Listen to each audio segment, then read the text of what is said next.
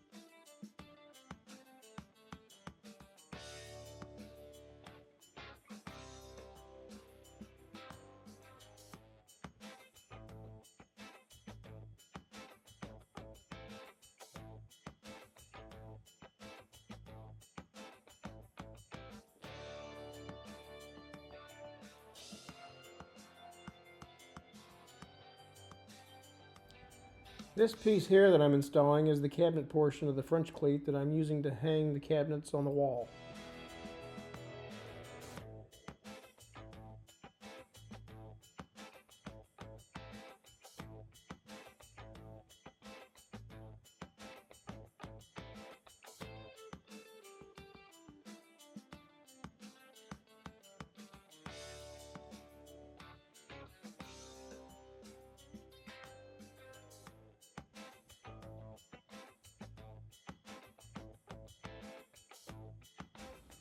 Here I'm using a Craig shelf pin jig. This will ensure all the holes are perfectly spaced. This makes it easy to adjust the height of the shelves inside the cabinets later.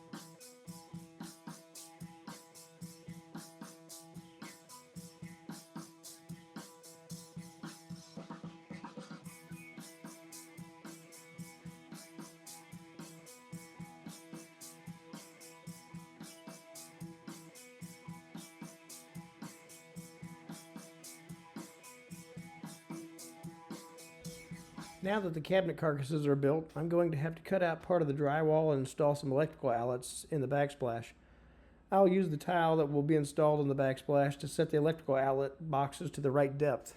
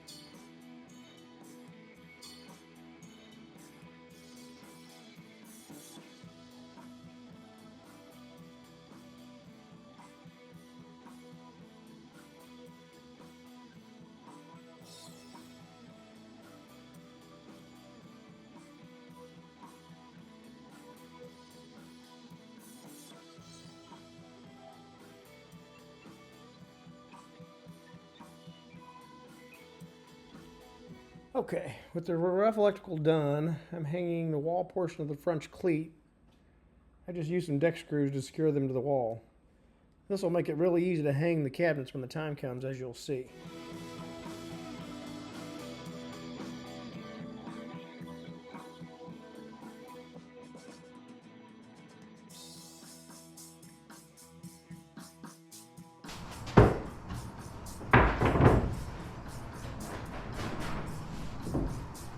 I built the face frame out of MDF and used pocket screws and glue to hold it together.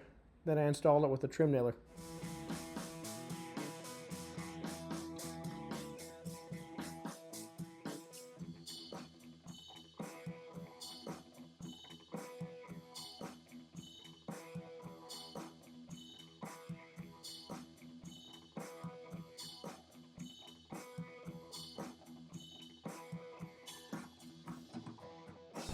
Now let's build some doors for these cabinets. As you can see, I got some of them already built.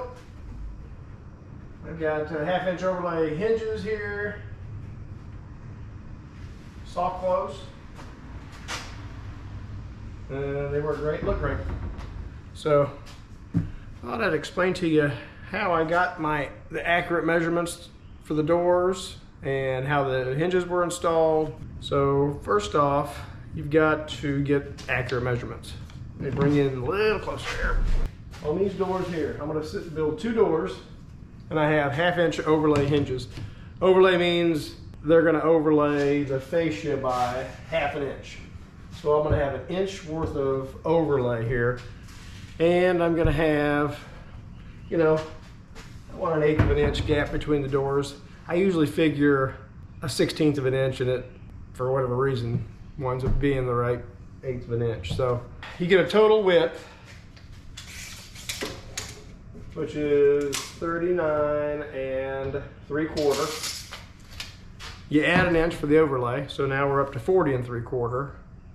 And then when I cut it, I usually cut about a 1/16 of an inch off of each door, so to get my 1/8 of an inch gap between. The height is the same way. I just overlay it the same as my hinges. If my hinges were 3/4 overlay, I'd probably overlay it 3/4 on the bottom too. I just keep it uniform. So the height here is 32 1/4. So we're going to be 33 1/4 in order to overlay top and bottom 1/2 inch. You want to watch me do it? All right, here we go. All right, I got my door blanks cut. 29 5/16 by 33 1/4. Now I'm going to wrap the chamfer around the outside. Make sure you get the best side up whenever you put your profile on that edge, because really that cleans it up and makes it look great. And you don't have to use a chamfer. You can use a round over. You can use anything you want, but I like chamfers, so that's what I'm going to use. And then one thing about MDF, it makes great doors for shop, cabinets, face frames and stuff like that, but you got to give it a little sanding before you paint it, otherwise it's kind of not very smooth. So make sure you do that. So we'll give this a good sanding. I usually just use 180, kind of clean it up, and I'm going to cut some hinges into them and we'll get them hung up.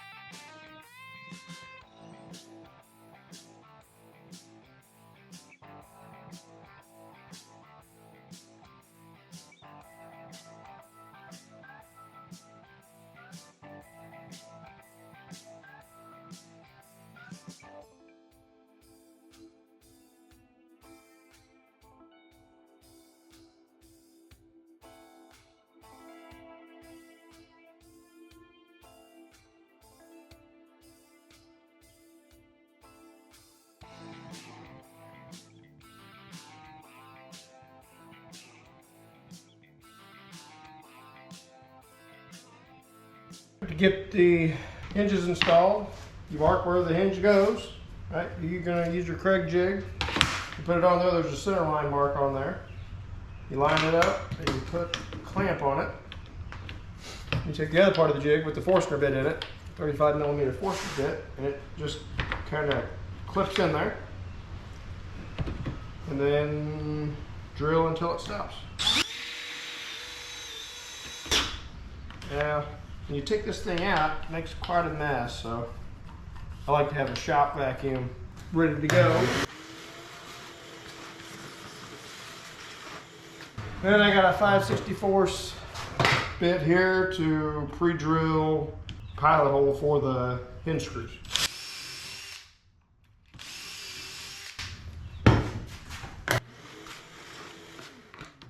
Now with that, the hinges,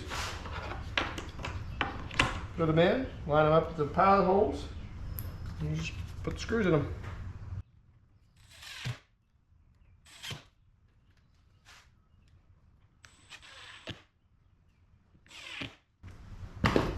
Alright, now I'll show you how I hang them up. My first thing I'm going to do is, because I have a 1/2 inch overlay on the bottom here, I'm going to take a piece of scrap, 3/4 will work just fine. I'm going to put it up here, 1/2 inch, I got a line here, it marks a 1/2 inch down here on my base frame. Kind of want to get it up here out of the way as much as possible.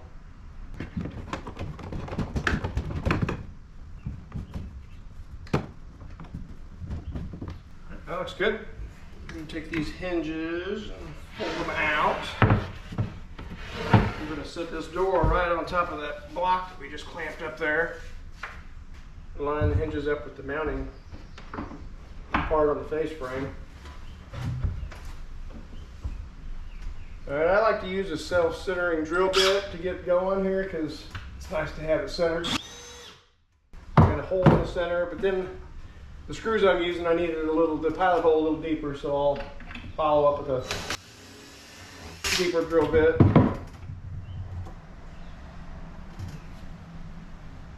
Drive the screw in. Do the same thing on the bottom. Self-centering drill bit. Deeper pilot hole.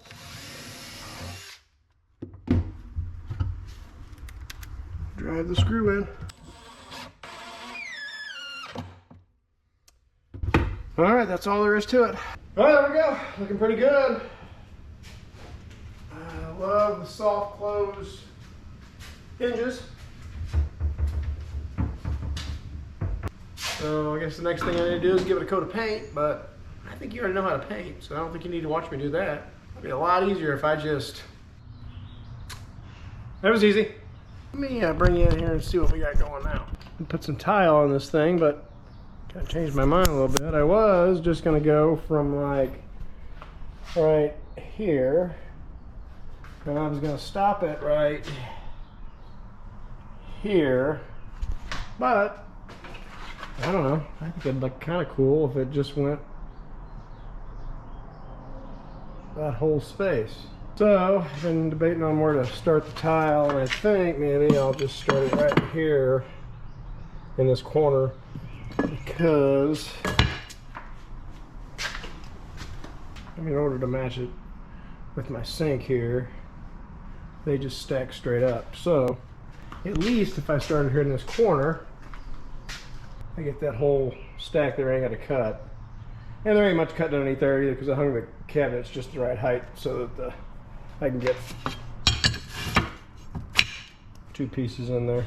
This tile serves no purpose whatsoever except for decoration, so I'm just going to put this up here with what I got. Probably isn't the right thin set, but that's alright. Yeah, I'm going to start right there on the corner, and just like that, do this area here and all the way down there. This little Milwaukee side grinder is pretty awesome. It actually came with this tile blade that I'm using and worked great for cutting these small tight cuts around the bottom of the cabinet.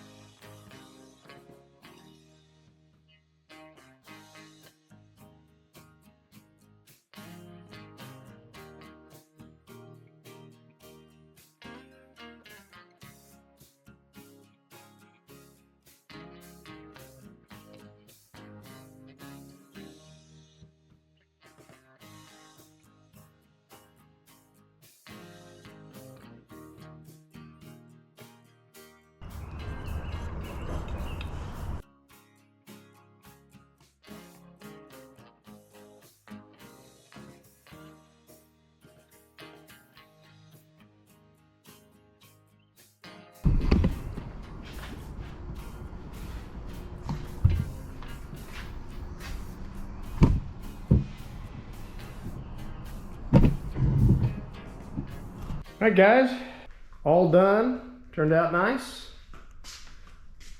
As you can see, I got my outlets in, covers on. Turned out looking great. One thing I did not mention in this whole video is the vent fan I put in for my coffee roaster. I would roast coffee in the garage before and it would just smoke us out of here. So as you can see, I vented it out the side of the garage, out the back of the cabinet, and it turned out great. I mean, it works really good. Turn it on here, it has some under counter lights, and turn it on. So real happy with the way it turned out. I appreciate you watching, and if you enjoyed yourself, I hope you subscribe, hit that bell for the next one that comes out, and I'll see you next time.